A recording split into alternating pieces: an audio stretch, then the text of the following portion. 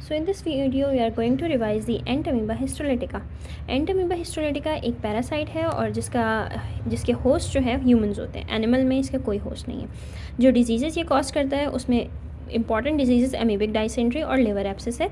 लेकिन इसके अलावा हमारे पास इंटेस्टिनल डिजीज़ और एक्स्ट्रा इंटेस्टिनल डिजीज़ भी होती हैं, बट अमीबिक डाइसेंट्री और liver abscess are the more important than others. Now life cycle की बात करें तो हमारे पास एंटामीबा हिस्टोलिटिका दो फॉर्म्स में एग्जिस्ट करता है. एक हमारे पास सिस्ट फॉर्म है और एक हमारे पास ट्रोफोजॉइड फॉर्म है. होता ये है कि कंटामिनेटेड फूड या वाटर एक बंदे ने इंजेस्ट कर लिया. नाउ इंजेक्शन के बाद वो जो सिस्ट फॉर्म है वो हमारे स्टमक में जाती है. स्टमक एसिड्स उसको डाइजेस्ट नहीं कर पाते और स्टमक एसिड्स की प्रेजेंस में वो मल्टीप्लाई भी नहीं हो पाती, यानी कि उसकी एक्सटेशन नहीं हो पाती. तो वो आगे मूव कर जाती है स्मॉल इंटेस्टाइन से ट्रैवल करते करते. जो स्मॉल इंटेस्टाइन का लास्ट पार्ट है वहाँ पे जाके वो रिजाइड भी कर सकती है और वहाँ पे जाके उसकी एक्सटेशन भी होती है. अगर एक्सटेशन हो तो होता यह है कि जो हमारे पास सिस्ट है उसके बेसिकली 4 न्यूक्लियाई होते हैं. तो इसकी वजह से सिस्ट जो है वो आगे ट्रोफोजॉइड्स प्रोड्यूस करता है और ट्रोफोजॉइड्स जो हैं वो यहाँ से, मतलब लेट्स सपोज कि ट्रोफोजॉइड्स यहाँ पे लार्ज इंटेस्टाइन में बन गए हैं तो वो कोलॉन से आगे पास होते होते होते होते स्टूल में भी पास हो सकते हैं. लाइक यहाँ पे स्टूल में ये ट्रोफोजॉइड्स भी आ गए और सिस्ट भी आ गए. सेकंड केस ये है कि अगर वो पास ना हो तो वो यहाँ पे लेजन्स कॉज कर सकते हैं. ठीक है ना, अगर वो लेजन्स कॉज करते हैं तो वो लेजन्स समटाइम्स इस तरह के होते हैं कि वो म्यूकोज़ा, सब म्यूकोज़ा और सारी वॉल्स को इन्वॉल्व करते हुए इन्वेसिव होते हैं. यानी कि ये जो ट्रोफोजॉइड्स हैं ये लार्ज इंटेस्टाइन से पेरिटोनियम में या फिर ब्लड में इंटर हो गए. पेरिटोनियम में इंटर हो गए पेरिटोनाइटिस भी कर सकते हैं. और अगर लिवर हेपेटिक पोर्टल सिस्टम के अंदर चले जाएँ तो ये लिवर के पास भी जा सकते हैं. इसके अलावा अगर लिवर के अपर राइट क्वाड्रेंट में ये मौजूद हो तो यहाँ से trophozoites can spread into the lungs and they can also spread into the brain.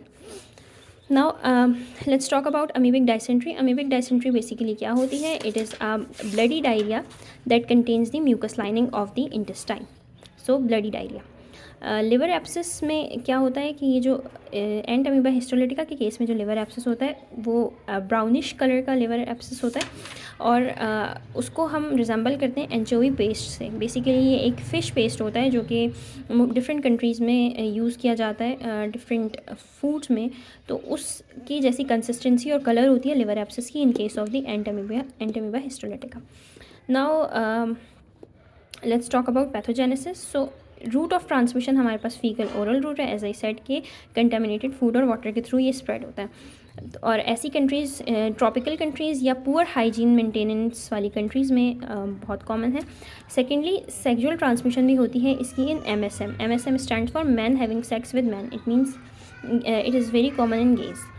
Now laboratory diagnosis में हमारे पास दो चीज़ें आ जाती हैं. पहली ये कि स्टूल एग्जामिनेशन हम करते हैं. स्टूल एग्जामिनेशन में हमें ट्रोफोजॉइड्स और सिस्ट दोनों मिल सकते हैं.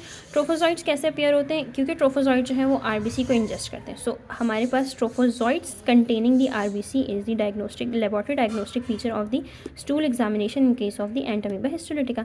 बट डू रिमेंबर कि अगर स्टूल एग्जामिनेशन सैम्पल कलेक्शन के 1 आवर तक कर लिया तो ठीक है, अदरवाइज ट्रोफोजॉइड जो है वो उनकी डेथ हो जाती है. अलबत्ता हम सिस्ट को देख सकते हैं स्टूल एग्जामिनेशन में. Second is the serological testing. अब होता यह है कि जब ट्रोफोजॉइड्स यहाँ से पेरिटोनियम में या ब्लड में इंटर होते हैं, स्पेशली जब ब्लड में इंटर होते हैं तो इनके खिलाफ एंटीबॉडीज़ बनती हैं. वो एंटीबॉडीज़ हमें री इन्फेक्शन से बचाती तो नहीं है, अलबत्ता उनकी प्रेजेंस हमें ये बता देती है कि पेशेंट को ईदर एक्टिव या फिर ओल्ड एंटामीबा हिस्टोलिटिका का एक्सपोजर है. तो we do serologic testing for invasive amoebiasis. अगर किसी को इन्वेसिव एमीबियासिस नहीं है या एसिम्प्टोमेटिक कैरियर है तो उसके केस में सीरोलॉजिक testing is useless. Now the clinical findings include the 2 types, acute and chronic. Acute में क्या होता है कि पेशेंट को डाइसेंट्री होती है, लोअर एब्डोमिनल पेन, फ्लैचुलेंस और टेनिसमस. और क्रॉनिक एमीबियासिस में occasional diarrhoea, weight loss, fatigue, amoeboma formation. Now amoeboma formation is very important because ये एक ग्रेन्यूलोमा होता है. जैसे कि टीबी में लंग्स में ग्रेन्यूलोमा बनता है, उसी टाइप का ग्रेन्यूलोमा इंटेस्टाइन में बनता है इन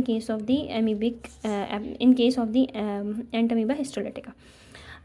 So it can be misdiagnosed with the granuloma, but obviously it's not granuloma, it's amoebola. Now treatment में हमारे पास है मेट्रोनिडाजोल, आइडोक्विनोल और पैरामोमाइसिन. इसके अलावा एग्जामिनेशन पॉइंट ऑफ व्यू से 3 पॉइंट्स इंपॉर्टेंट है. एक ये कि anchovy paste like liver abscess. Flask shape lesions बनते हैं, and last one is the trophozoite containing the ingested RBC. But it can also be misdiagnosed with the leukocytes that are usually present in this stool. So that was all about Entamoeba histolytica.